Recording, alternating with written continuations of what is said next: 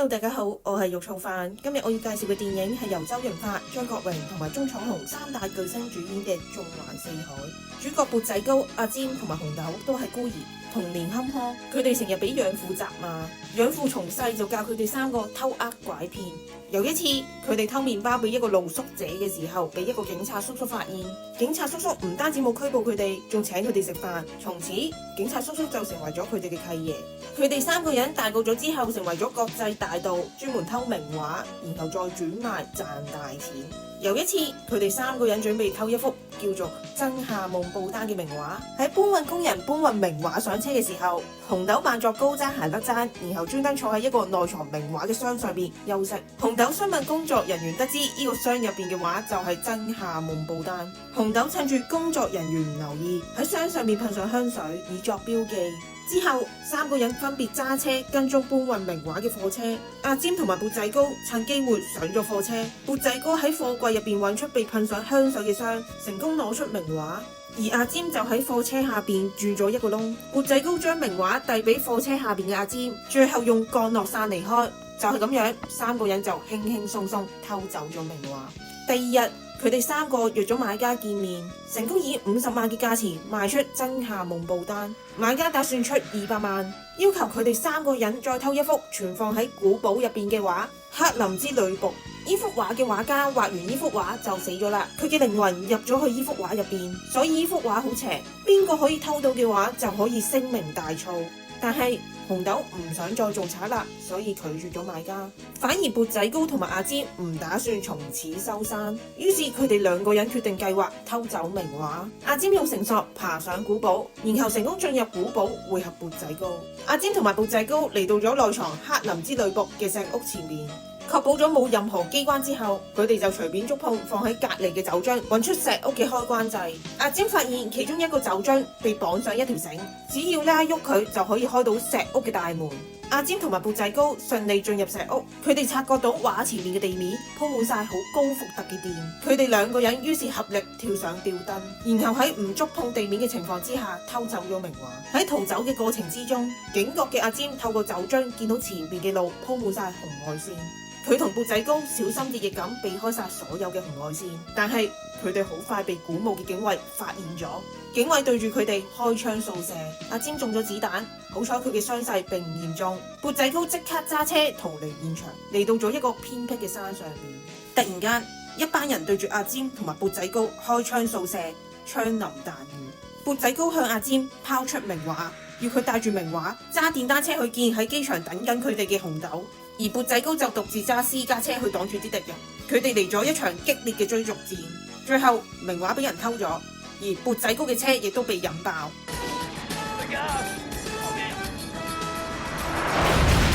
目睹成個爆炸過程嘅阿占帶住沉重嘅心情去見紅豆，紅豆同埋阿占經歷咗一段低落嘅日子之後，佢哋重拾心情，兩人之後仲結埋婚。3年之後，缽仔糕去揾養父，想養父提供經濟上面嘅援助。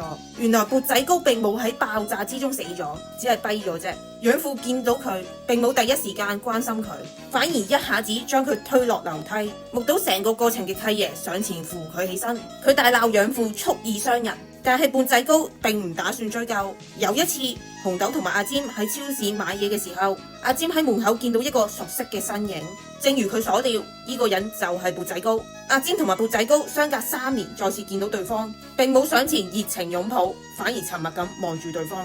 第二日清晨，養父若無其事咁去見阿占同埋紅豆，並且表明克林之女僕就喺佢手上。佢打算過幾日將呢幅名畫放喺拍賣行，然後乘機將名畫偷走，名畫嘅價格就會因為名畫唔見咗而瘋狂升值。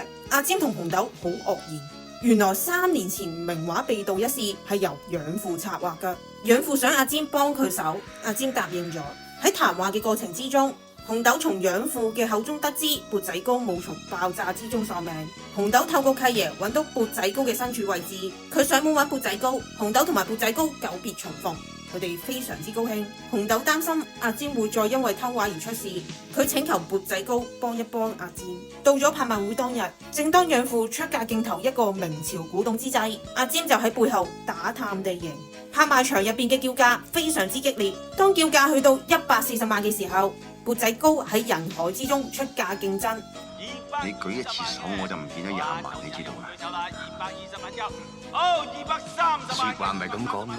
舊時我同你揾落咁多，而家揾個機會同你散翻都好公道啫。兩個人嘅火藥味非常之重。其實砵仔糕一早就知道3年前名畫被盜一事係由養父策劃嘅，而且係養父派人去暗殺佢哋。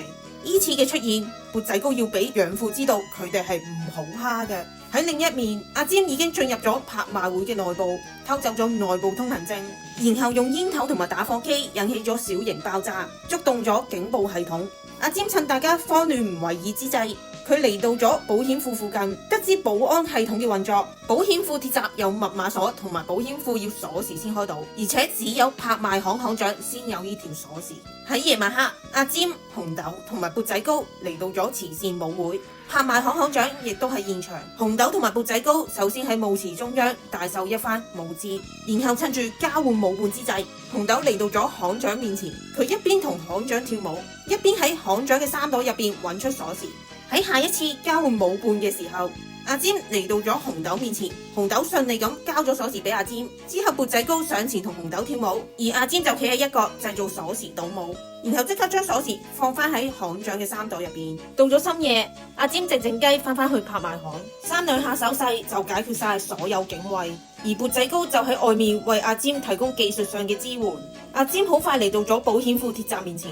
佢將膠紙貼喺密碼鎖上面，然後根據膠紙上面嘅指紋破解咗密碼。除咗密碼鎖，阿占仲要解開一個機械鎖。就喺呢個時候，砵仔糕嗰邊出現咗突發情況，契爺突然間出現，佢質問砵仔糕係咪又偷名畫。砵仔糕即刻否認，佢扮作喺度做緊直播。如果你收音機收得唔係好清晰咧，唔該你轉去 FM 80度，係 FM 80度。阿占喺砵仔糕嘅暗示之下解開咗機械鎖。好彩你會偷嗰幅畫嘅。如果佢改變咗保安系統，只要你呢幅畫咧，保安庫都唔會照刪嘅。砵仔糕深知大事不妙，佢即刻嚟到保險庫門前，用炸彈炸開一個窿，救出咗阿占。但係佢哋離開嘅途中，遇上咗一班不速之客。砵仔糕同埋阿占兩人合力炸死晒所有敵人，順利走出咗拍賣行。喺第二日，砵仔糕打電話俾養父，要求佢攞出3000萬攞翻幅名畫。迫於無奈之下，養父只好答應砵仔糕。好快，養父嚟到咗砵仔糕嘅屋企，佢哋一手交錢，一手交貨。但係阿占發現養父俾嘅並唔係現金，而係一沓沓白紙。養父即刻對砵仔糕開槍掃射，眼見砵仔糕冇咗動靜之後，養父再用槍瞄準阿占。就喺生死關頭之際，砵仔糕喺輪椅上面跳咗出嚟，對住養父一連串毒打。原來砵仔糕一直以嚟都喺度扮跛，等養父放鬆警惕。不過就喺砵仔糕同埋阿占談笑期間，養父消失咗。養父派咗一班殺手對住阿占同埋砵仔糕開槍掃射，擁有主角光環嘅佢哋避開晒所有子彈。